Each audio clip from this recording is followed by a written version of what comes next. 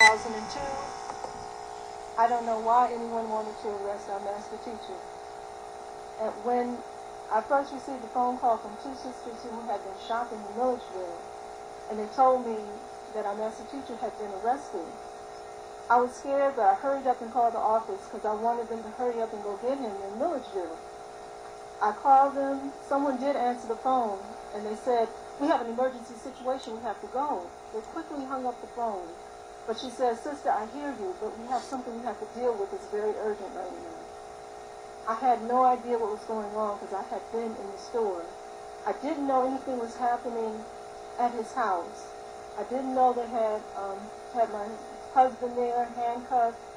I didn't even know that Skylar was trying to call me from the closet. She had been trying to call me, and her husband came more at the barbershop. She was crying. I didn't know what happened. But I hurried up and got on the phone and quickly called because I wanted someone to go and rescue our master teacher. I heard sisters were there. They said the car had, all of the windows had been busted out. They had guns to their head. They had them laying on the floor. And I just couldn't understand what had happened.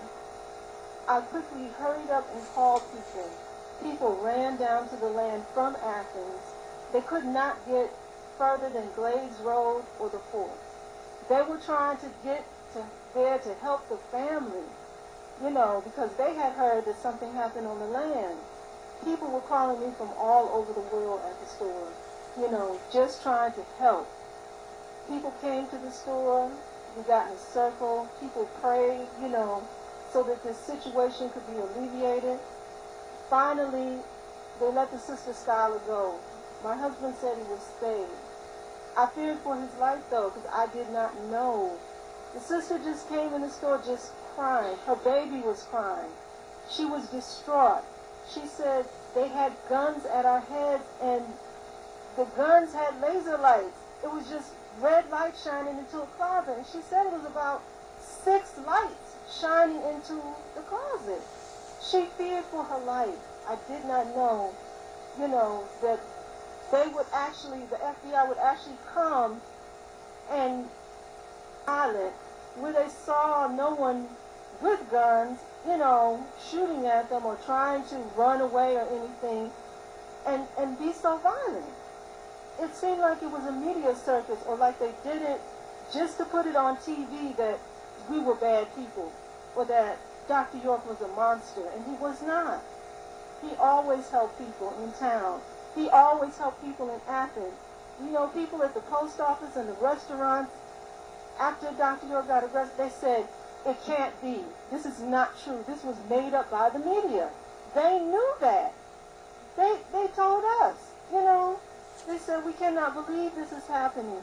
This man has helped so much in town. He's so joyful. He helps everyone. He always comes here every day and helps us." I just couldn't believe it. I just can't believe it. We always have to remember May 8th because not forget about him treating us incorrectly. When they came to the house, when they came to the land, it didn't make any sense, because now everyone is hurt, and they're our children, if someone comes to the door and knock real hard, my son will jump back. Because he doesn't know if someone's going to bust through that door. He said everybody busts through the windows on the land. They bust the windows out, bust the door open, make children walk across the field with no shoes on. That does not make any sense. So we have to use love to help our children heal. I never thought I would be looking on TV seeing our children on Tamaray walk across, the land, being followed by people with guns. It was such a peaceful place, and we cannot let that die. We have to, our master teacher has to come out. We have to fight this fight to make, these people release him. This does not make any sense whatsoever. The picture they were trying to paint that day on TV and the media, it was incorrect. It was totally wrong what they were trying to do. It seemed like they wanted to make it a Waco or Ruby Ridge or something like that. It didn't make any sense. And I will never forget that day. And I pray our master teacher comes out very soon. It doesn't make any sense. I'll pass the mic on. Thank you both. For our last two panelists, I think a lot of times when we think about May 8th, it gets centralized on just the house in Athens or Tamaray. But that was a devastating day for everyone, and a terrifying day for everyone.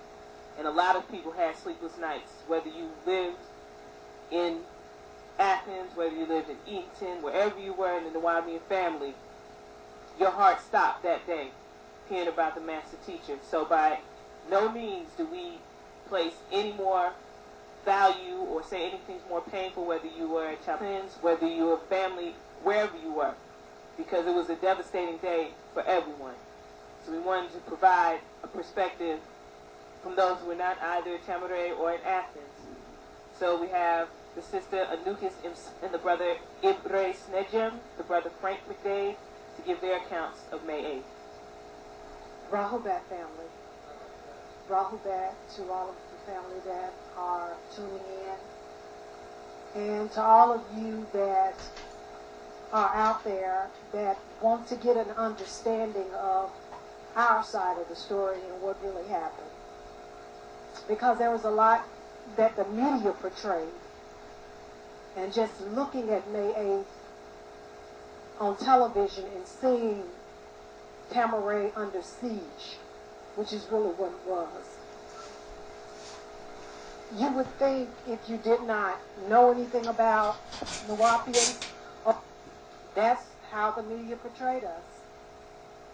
But it was, like the Sister Dana had said, a utopia. It was our dream, like the Sister Amina said. And I guess I speak for those that were outside of Tamaray on that day. We could not fathom this happening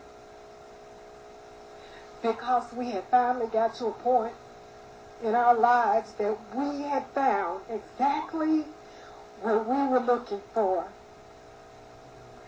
It didn't get any better than this for us, for our children.